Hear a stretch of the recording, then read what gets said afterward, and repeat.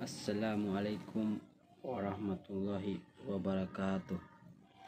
Alhamdulillahirabbil alamin wa bihi nasta'inu ala muridin wadin wassalatu wassalamu ala asrafil anbiya'i wal mursalin wa ala alihi wa ashabihi azmain. Amma ba'd. Pertama-tama marilah kita panjatkan puji dan syukur kita kehadirat Allah Subhanahu wa taala atas rahmat dan hidayahnya kita dapat berkumpul di via virtual ini dengan keadaan sehat walafiat.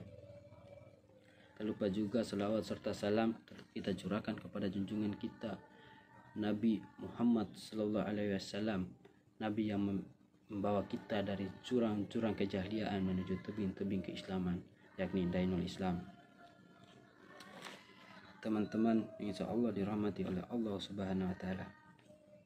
Di kesempatan ini saya akan membawa sebuah kuntum singkat yang berjudul manfaatkan 5 perkara sebelum datang 5 perkara.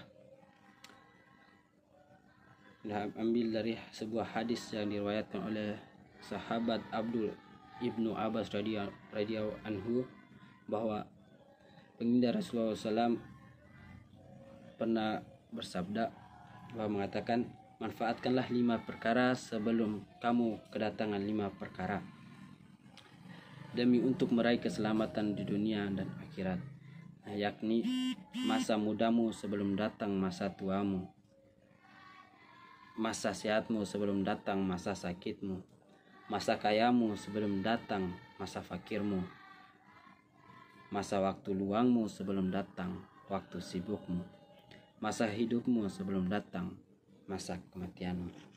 Teman-teman, insyaallah dirahmati oleh Allah Subhanahu wa taala. Perkara dari 5 perkara ini maksudnya yang pertama, waktu mudamu sebelum datang waktu tuamu.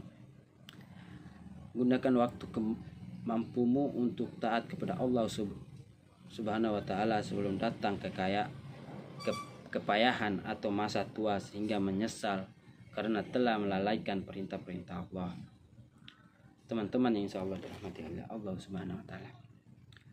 Masa muda ini marilah kita manfaatkan waktu dengan sebaik-baiknya. Karena di masa muda ini kita diberikan kenikmatan oleh Allah Subhanahu wa taala.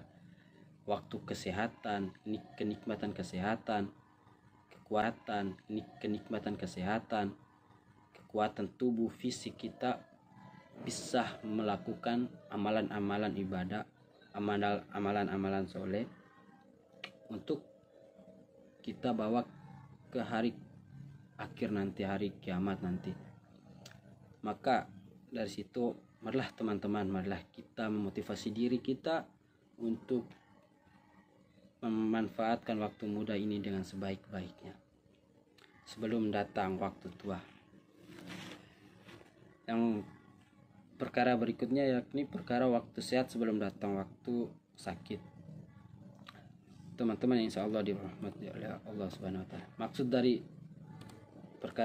perkara yang kedua ini bahwa manfaatlah waktu sehat ini yang diberikan oleh Allah Subhanahu wa taala dengan sebaik-baiknya untuk memperbanyak amal ibadah dan kebaikan sebelum datang waktu sakit, sehingga kelak tidak menyesal saat kita dibangkitkan di akhir kiamat nanti dengan membawa amalan-amalan yang cukup.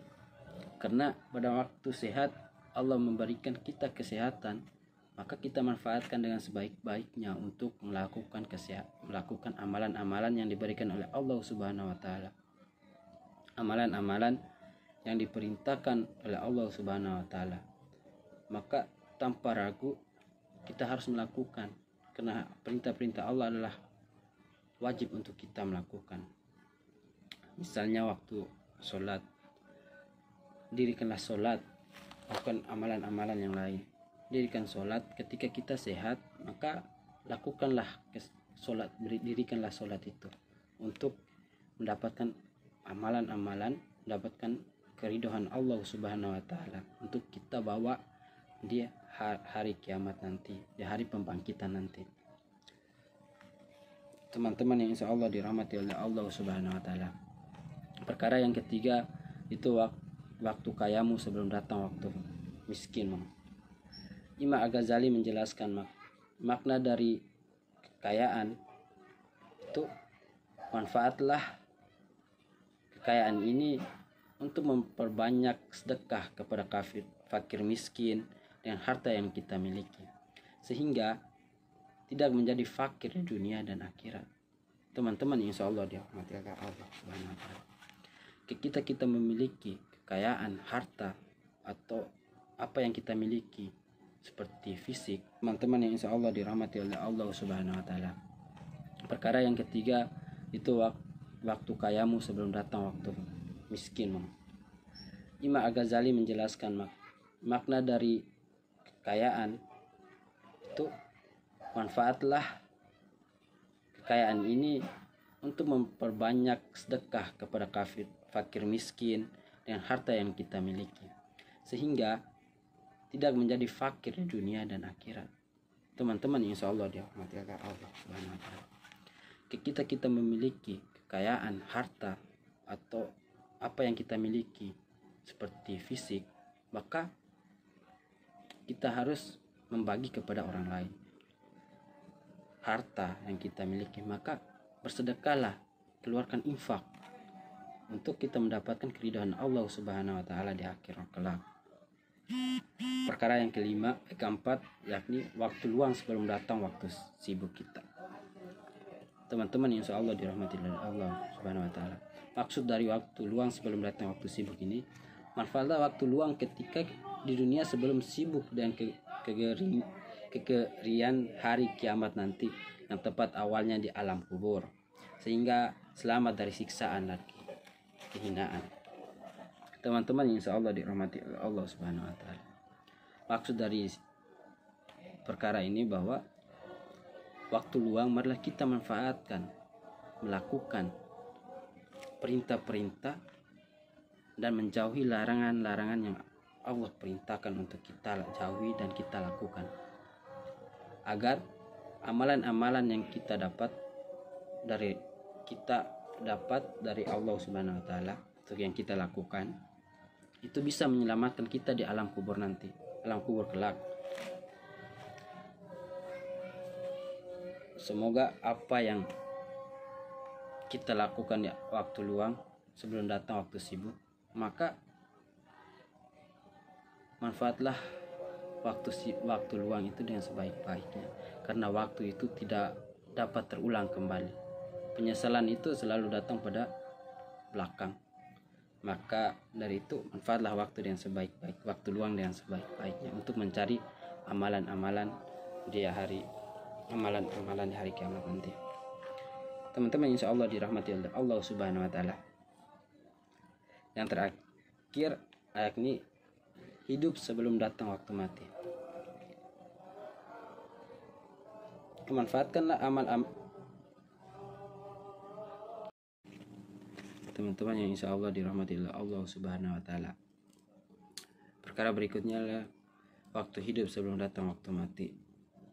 Manfaatkanlah amal selama masa hidup di dunia sebelum datang kematian, yakni dengan banyak beramal dan ibadah. Waktu hidup kita maka harus kita amalkan, harus kita lakukan kebaikan-kebaikan, melaksanakan perintah-perintah Allah untuk dan mengerjakan sesuatu itu untuk mendapat dengan niat mendapatkan keridhaan Allah Subhanahu wa Ta'ala, melakukan dengan ikhlas agar kita bisa mendapatkan manfaatnya di akhirat nanti.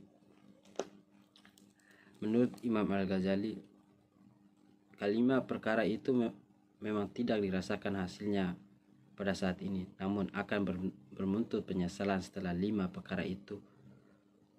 Apa saja 5 perkara itu? Yakni waktu muda, waktu sehat, waktu kaya, waktu luang, dan waktu hidup kita. Karena itu seorang muslim dituntut untuk memanfaatkan waktu dengan sebaik-baiknya dan memanfaatkan kenikmatan yang Allah berikan kepada kita untuk mencari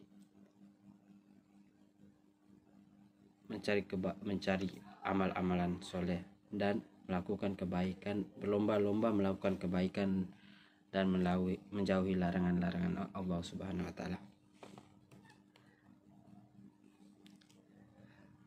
Sebab waktu tidak akan bisa terulang.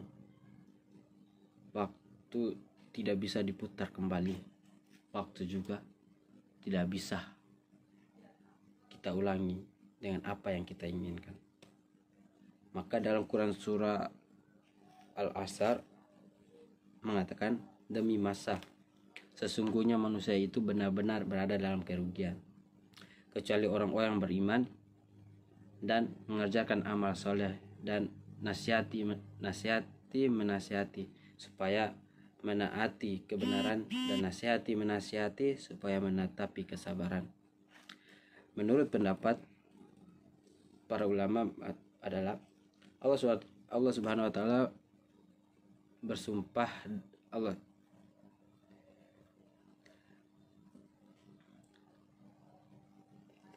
tetapi pendapat yang terkenal adalah yang pertama, bersumpahlah dengan menyebut bahwa manusia itu benar-benar dalam kerugian, yakni rugi dan binasa, kecuali orang-orang yang beriman dan mengerjakan amalan-amalan saleh. Maka dikecualikan dari jenis manusia yang terhindar dari kerugian, yaitu orang-orang yang beriman hatinya dan anggota tubuhnya mengerjakan amalan-amalan yang soleh, menasihati supaya menaati kebenaran, yakni menunaikan dan meninggalkan semua yang diharamkan dan yang dihalalkan oleh Allah Subhanahu wa taala, dan menasihati supaya menetapi kesabaran, yaitu tabah menghadapi musibah dan malapetaka serta gangguan yang menyakiti diri orang-orang yang ia perintah melakukan kebajikan dan ia larang melakukan kemungkaran. Teman-teman, insya Allah dirahmati oleh Allah Subhanahu wa taala. Hanya itu saja yang dapat saya sampaikan. Bila ada kata-kata yang salah, mungkin datang dari pribadi saya sendiri. Bila ada kata-kata atau kultum sikat ini bermanfaat, itu datang dari Allah Subhanahu wa taala. Dan teman-teman, semoga apa yang saya sampaikan bisa teman-teman dapat diimplementasikan dalam kehidupan sehari-hari. Hanya itu saja yang dapat saya sampaikan. Wabillahi taufiq wal hidayah. Fastabiqul khairat. Wassalamualaikum warahmatullahi wabarakatuh.